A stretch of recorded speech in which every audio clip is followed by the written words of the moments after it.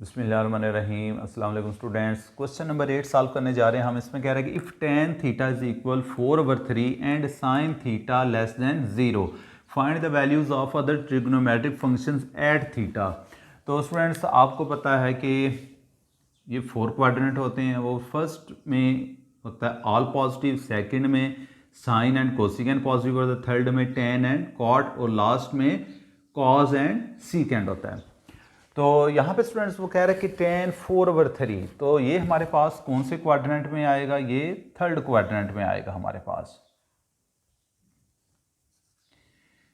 तो ये यहाँ पर स्टूडेंट्स एंगल बना रहा है थीटा, तो ये कुछ इस तरह बनेगा। और tan का फार्मूला होता है कि थ्रू प्रॉपर ब्रशिंग, यानी परपेंडिकुलर ओवर बेस। तो ये आ जाएगा यहाँ से 4 और ये बेस आ गई 3। लेकिन आपको पता है स्टूडेंट्स कि यहाँ पर x पॉजिटिव होता है, यहाँ पर y पॉजिटिव, यहाँ पर x की नेगेटिव वैल्यूज़ होती हैं और यहाँ पर y नेगेटिव होता है। तो यहाँ पर 4 के साथ भी माइनस लगेगा और 3 के साथ भी माइनस लगेगा।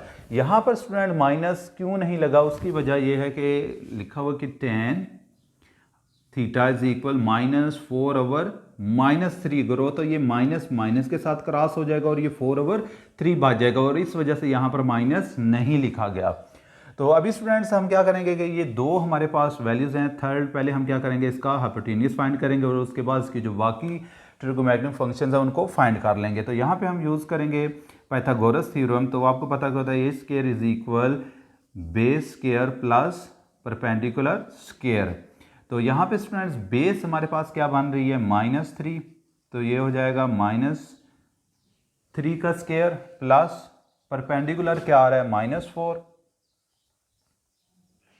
तो ये -4 स्क्वायर हो जाएगा। तो -3 का स्क्वायर लेंगे ये 9 आ जाएगा, प्लस 4 -4 का स्क्वायर लेंगे तो ये 16 आ जाएगा। यहाँ से इन दोनों को ऐड करेंगे तो ये 25 आ जाएगा। यहाँ पर एच स्क्वायर आ गया। तो एच की वैल्यू फाइंड करने के लिए यहाँ से स्क्वायर रूट ले लेंगे, तो एच इज इक्वल किसके आ जाएगा? 5 के। तो ये हमारे पास थर्ड वैल्यू भी आ गई, 5 आ गया, और यहाँ पर ये 90 डिग्री का एंगल बना रहा है। तो अभी स्टूडेंट्स हम क्या करेंगे, बाकी जो इसकी वैल्यूज़ हैं, जो ट्रिगोनोमेट्रिक फंक्शंस हैं, उनको भी फाइंड कर लेंगे। तो इसको एक दफ़ा लिख लेते हैं। tan थीटा ये किसके इक्वल होता है? Through proper brushing. तो परपेंडिकुलर ओवर बेस, तो परपेंडिकुलर क्या आ रहा था? -4 एंड ओवर -3, तो माइनस यहाँ से क्रॉस होगा तो ये 4/3 आ गया। और tan का उलट होता है कॉट, तो ये कॉट थीटा आ जाएगा बेस ओवर परपेंडिकुलर, यानी इसी को उल्टा के लिख देंगे तो ये क्या आ जाएगा? 3/4 हो जाएगा।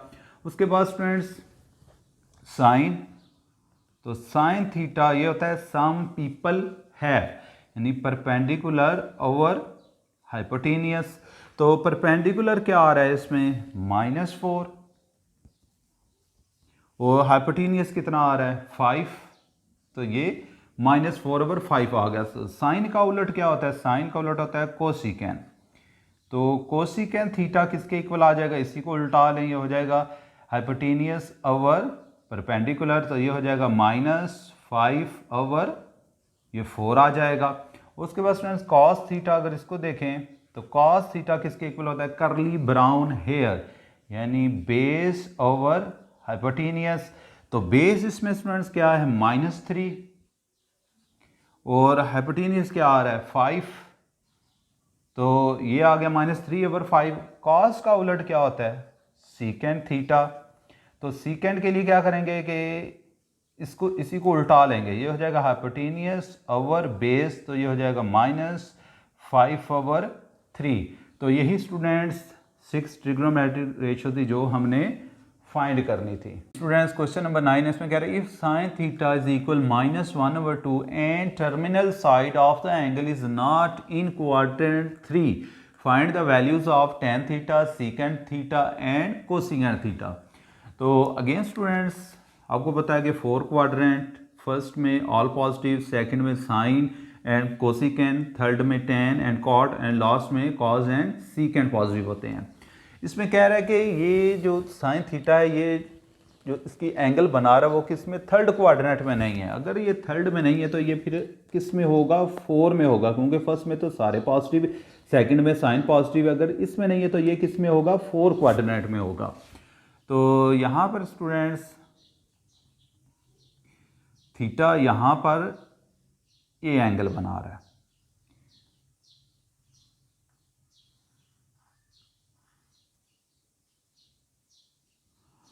तो वैल्यू स्टूडेंट्स क्या दी हुई है कि -1 एंड स्केयर-2। तो साइन थीटा किसके इक्वल होता है, सम पीपल हैव, यानी परपेंडिकुलर ओवर हाइपोटेनियस। तो थीटा के सामने वाली साइड क्या होती है, परपेंडिकुलर। तो परपेंडिकुलर कितना आ रहा है, -1, और हाइपोटेनियस कितना आ रहा है, स्केयर-2 आ रहा है।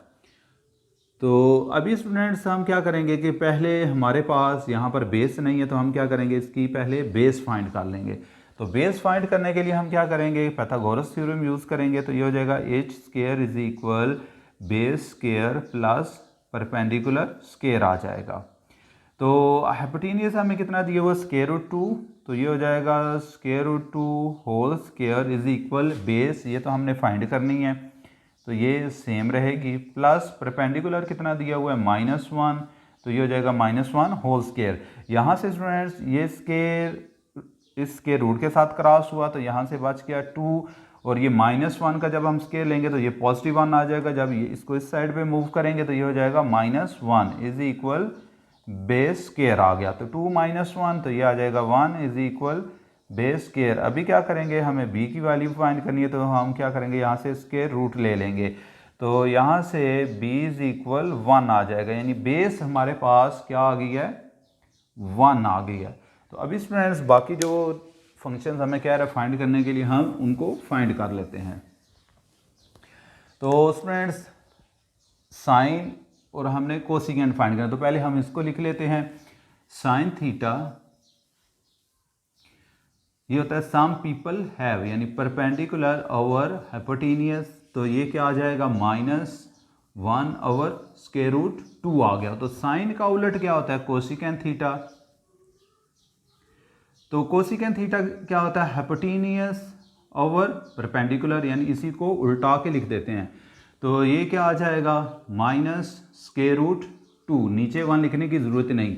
तो सेकंड हमने क्या फाइंड करना था, कॉस सीकेंट थीटा। तो उसके लिए हमारे पास कौन सी वैल्यू होनी चाहिए, पहले कॉस की।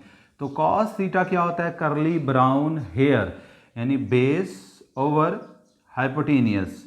तो यहाँ पर अगर स्टूडेंट देखो तो बेस हमारे पास क्या आ रही है, 1, और हाइपोटेनियस कितना आ रहा है, स्केयर-2। तो कॉस का उलट सीकेंट। तो सीकेंट जब हम फाइंड करेंगे तो सीकेंट क्या हो जाएगा, हाइपोटेनियस ओवर बेस। तो ये क्या आ जाएगा, स्केयर-2 आ जाएगा, 1 लिखने की ज़रूरत नहीं। तो बाकी स्टूडेंट्स हमारे पास एक रह गया वैल्यू यहाँ से टेन थीटा। तो टेन थीटा हमने जब फाइंड करना है तो टेन थीटा क्या होता है, थ्रू प्रॉपर ब्रशिंग। तो ये होता है परपेंडिकुलर ओवर बेस। तो परपेंडिकुलर स्टूडेंट एंगल के सामने वाली साइड परपेंडिकुलर होती है। तो परपेंडिकुलर क्या आ गया, -1, और बेस इसकी कितनी है, 1। तो ये आ जाएगा इज इक्वल -1। तो यही स्टूडेंट्स फंक्शन थे जो हमने फाइंड करने थे। आई होप कि आपको अच्छे से ये समझ आ गए होंगे। अल्लाह हाफिज़।